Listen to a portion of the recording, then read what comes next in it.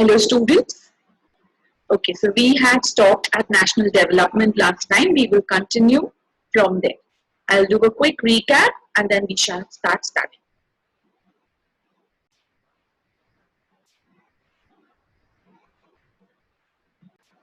Okay, so last class we started studying the meaning of development. We spoke about development goal.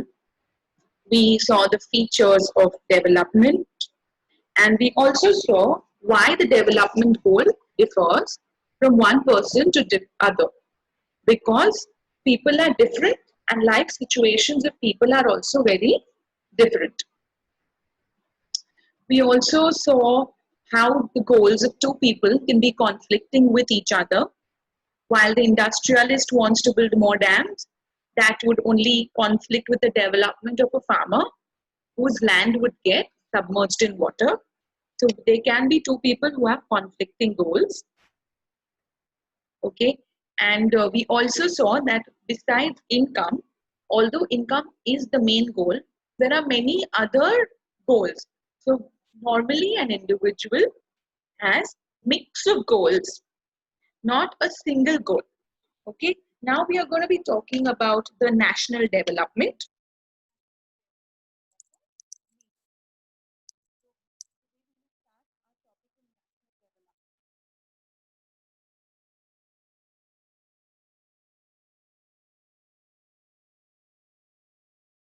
We have seen that individuals have different goals and their notion, similarly their notion for the development of nation is also likely to be different for everyone.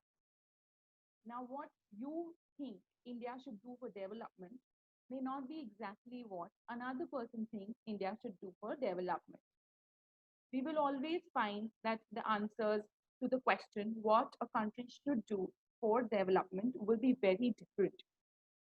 It is very important to keep in mind that different people may perceive a country's development in different ways. We have to remember that different people could have different as well as conflicting notions of a country's development. Just like personal development goals may conflict with each other, even the national development goals of two people may conflict with each other. So countries can be compared on the basis of so many things. All the ideas of national development should always be considered equally important. If there are conflicts, how do you decide which idea is better? How would it be fair or just for all? We also need to think whether there is a better way of doing things. Would this idea benefit a large number of people or only a small number of people? National development means thinking about all these questions. Now, if I was to compare two people, I would compare them on the basis of height, on the basis of weight, on the basis of a particular subject or a particular skill. So there is always a category that we use to compare two individuals. For example, I'll just share this video with you all. We've already talked this. That development goals. Similarly, like I was just telling you, that the national development notion of different people can also be different. So this part of this video explains this. Educational and financial status. Do all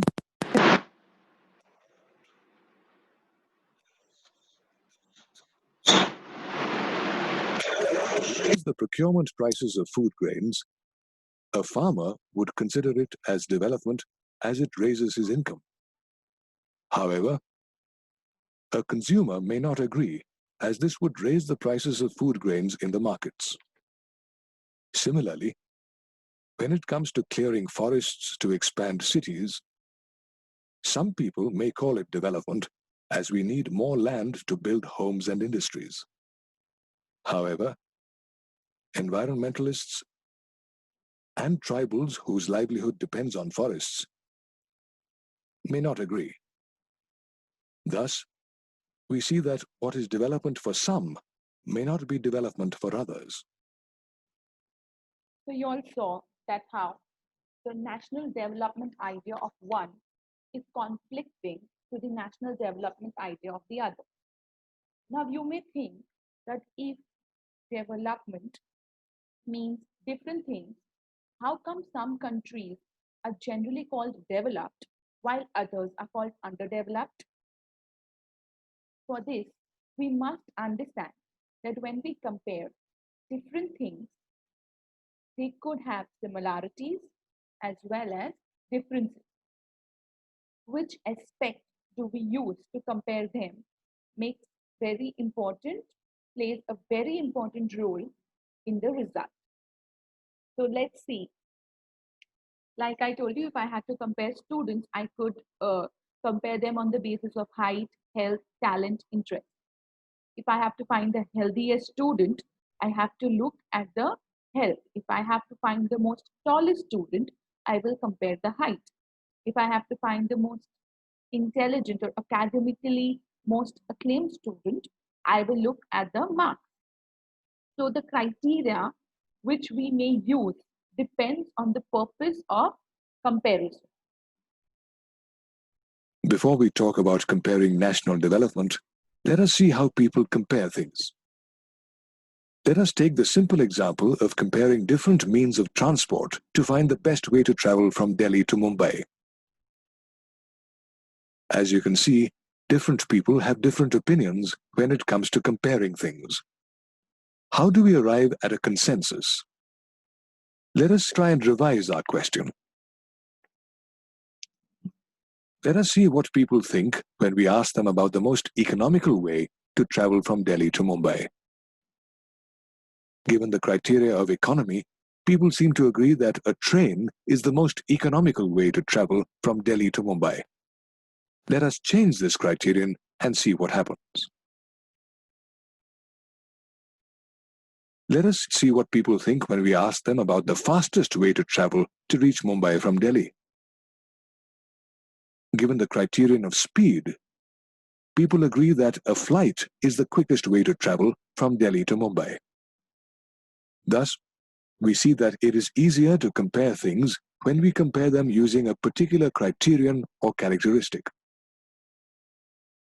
Yes. So when we take a characteristic or compare them on the characteristic, the criteria that we choose will depend on the purpose of comparison. We use different criteria to choose a sports team, and we will use a different criteria to select a debate, a music team, and a team to organize events will also be different. The way you select students, or the way you select team members, or the way you select committee members for these things will all differ. The criteria will differ. Still, if for some purpose we have to choose the criteria for all around progress of children in class, how do we do it? We will take all these characteristics, we'll take all these points in mind and then compare. Usually, we take one or more important characteristics of a person and compare them based on these characteristics. There can be differences about what is more important characteristic that should form the basis of comparison. Is it friendliness, or is it creativity, or is it cooperation? So similarly, for a country also, comparing countries on the basis of their income is one of the most important attributes. Countries with higher income are more developed than the others with less income. So countries can be compared on the basis of income, health status of the people, education, environment and availability of resources, infrastructure, social peace and harmony, political, social, and economic equality, concern for sustainability and protection of ecosystem.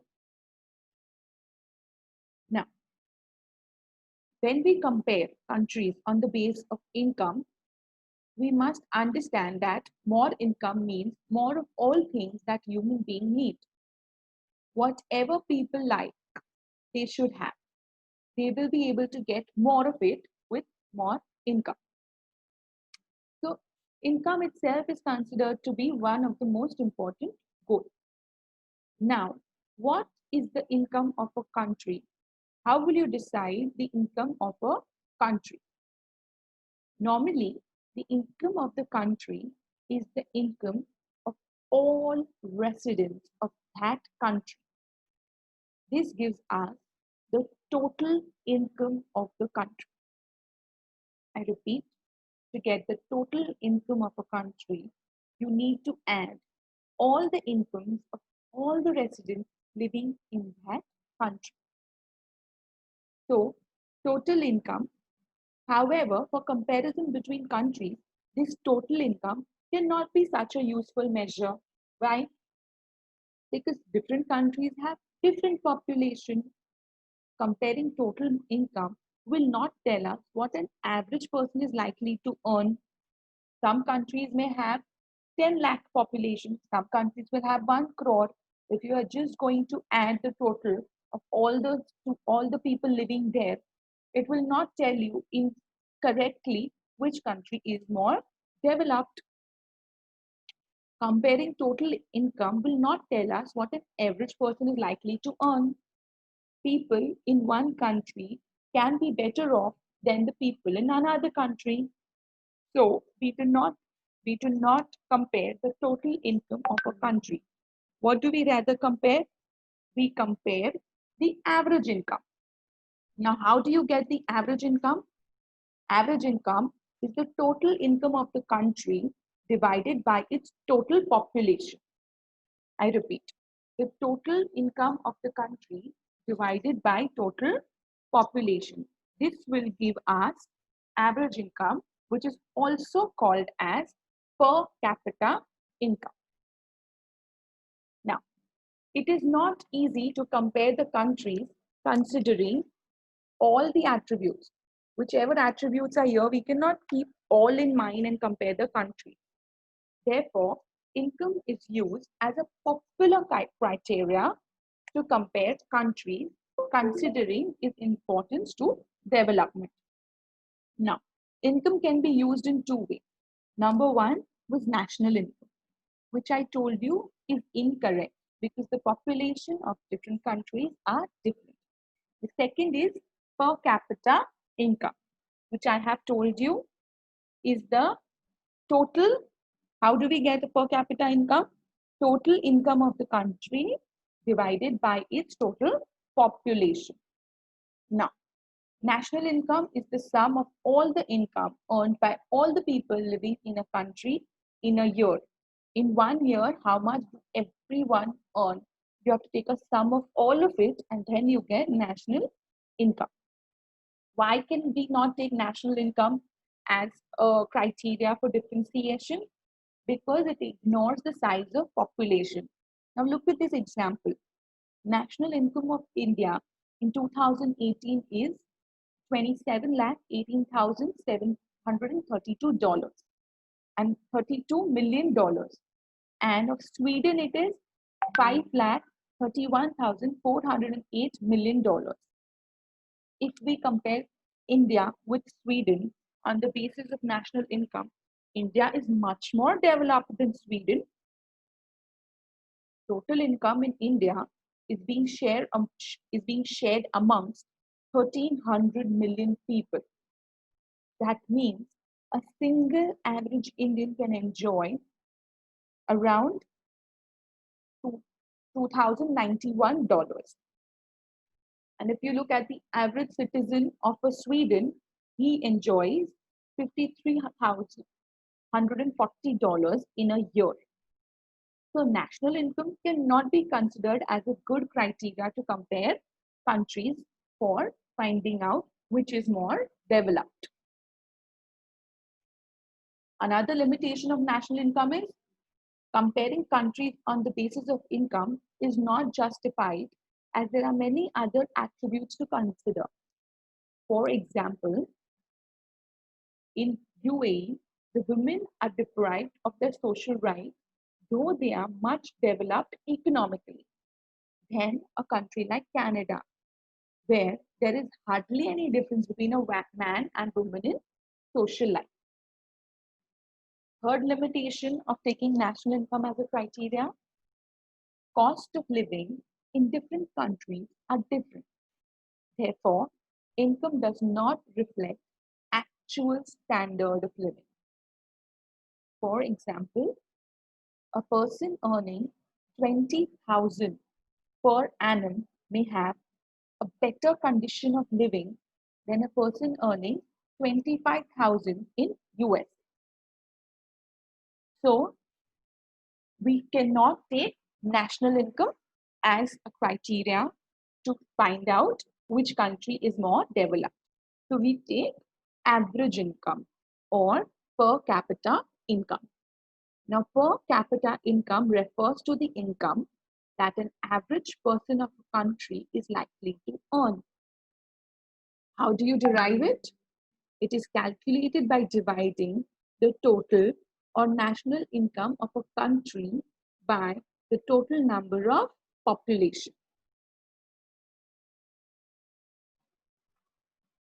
Now, per capita income hides. Now, per capita income also has some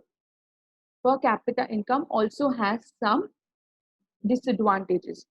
You have a table on the page 9 of your textbooks where you're comparing two countries, and both the countries have 5 citizens, and they've given you some amount over there. So you look at this and then you will do that one in your book as homework. Okay, so here you can see there are two countries, A and B, each having 5 citizens. Look at the first country where the first person is earning 12,000, then 8,000, 5,000, 5,000, and 70,000.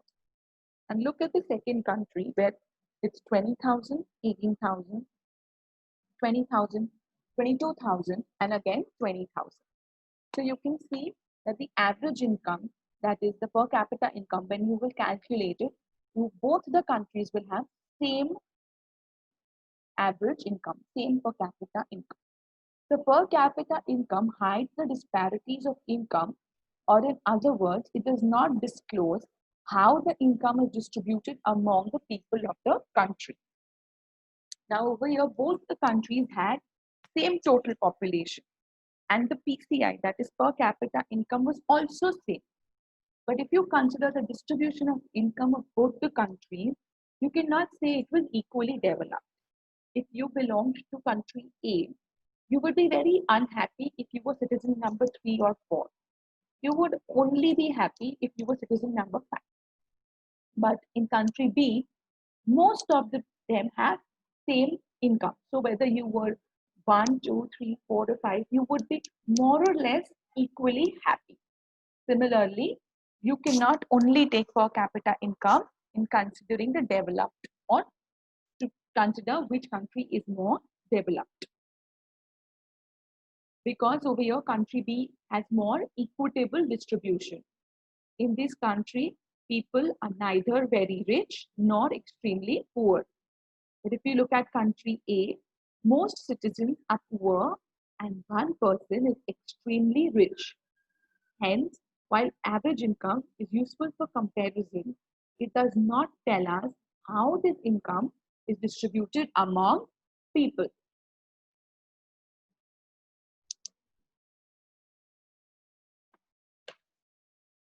Okay, so now over here we have this video, and I want you all to see this video where it will sum up what we have learned, and it will even help you compare some countries on the basis of per capita income.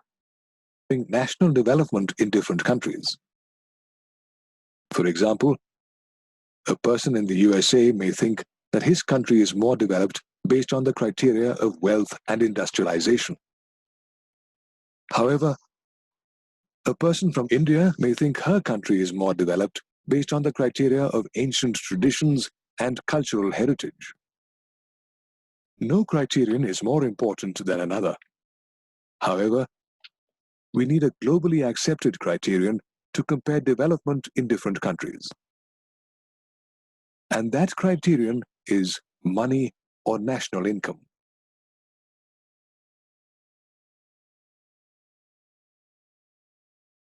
More income allows people to buy more of the things they require for their development. Therefore, countries with more income are considered more developed than other countries that have less income. The income of a country is the sum of the incomes of its entire population. Different countries of the world have different populations. Thus, a country A with a large population and low incomes may have a greater total income than a country B with a small population and higher incomes. Though, in reality, the people in country B may be more prosperous than the people in country A. Thus, total income is not a reliable criterion to compare national development. A more reliable criterion for comparing national development is the average income given by the total income of a country divided by its population. The average income of a country is also known as its per capita income. The World Bank published a World Development Report in 2004 that classified countries with a per capita income of more than 4,53,000 rupees as rich countries or developed countries, and countries with a per capita income of 37,000 rupees or less as low-income countries. India, with a per capita income of 28,000 rupees per annum, was in the category of low-income countries. Yes. So in the World Development Report, these are brought out by the World Bank. And we are talking about the year 2017. This is given in your textbook. The one on the screen is 2004. Okay. So countries with the per capita income of US dollars 12,056 per annum and above in 2017 were all called as rich countries. And those with the per capita income of US dollars 955 or less, these were called low income countries. And India comes in the category of low middle income country because the per capita income in 2017 of India was just $1,820 per annum. The rich countries, excluding countries of Middle East and certain small countries, are generally called developed countries. Yes, so this statistics is given in your book. The one on the screen is of 2004. The one in your textbook is 2017. You can get more if you research for it. You have to just search for World Development Reports by the World Bank, and you will get the latest one. Consider a country A with a population of 5 people who have similar incomes. The average per capita income for country A is 8,420. Now consider a country B with a population of 5 people, where one person has a much higher income than the other 4. The average per capita income for country B is also 8,420. Note that the large income disparity in country B is not reflected in its per capita or average income, which is the same as country A. In other words, country A has less inequality in the distribution of income than that of B, whereas country B has no equitable distribution of income and has rich and poor people. Hence, it can be said that per capita income as a criterion of development is not without limitations. As discussed before, people have many different developmental goals other than income. So, you all have seen how we compare countries, which are the 2 criteria that we use to compare countries to find out which one is more developed. We can use national income, but you know the reasons we don't. and we can use per capita income, but you know the disparities that it has. Next time, we will look at all the other criteria that can help us compare countries and find out which is more developed. Okay, so with this, I end today's class. Your homework is there are some question answers in your textbook on the page number 6, which is regarding the last session we had. Why do different people have different notions of development? And which of the following explanation is more important and why? The second question is, do the following statements mean the same thing?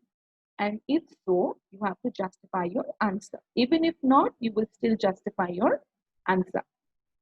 People have different development goals, or people have conflicting development goals.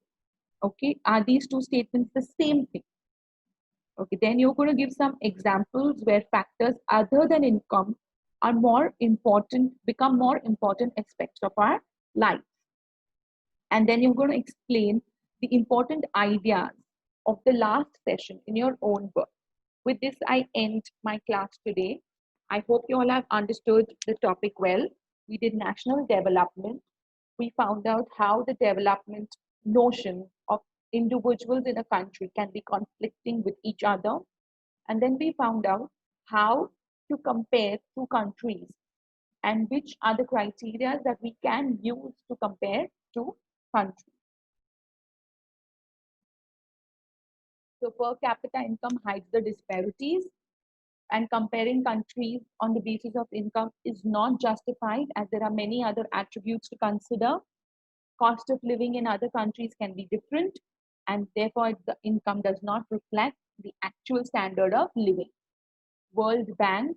Now, World Bank is an international organization that works to promote economic development of the country, of the world, through international collaboration. It compares the countries on the basis of per capita income and divides them into 3 categories: high income countries, moderate income countries, and low income countries. Like you just saw the 2004 statistics. Okay, the level, this is 2018, and the one in our book is 2017. Okay, the level of income considered to compare or classify the countries changes every year. As of July 2018, the range of income used to compare countries are given below. About $12,055, you go to high income countries. 996 to 12,055, you go to moderate income countries. That's where we belong. And below 996 become low income countries. Now, World Bank publishes its comparison annually to the World Development Report. Okay. So we are going to stop here. You have some statistics in your books also. Okay. So with this, we will end today's class. Thank you and have a good day.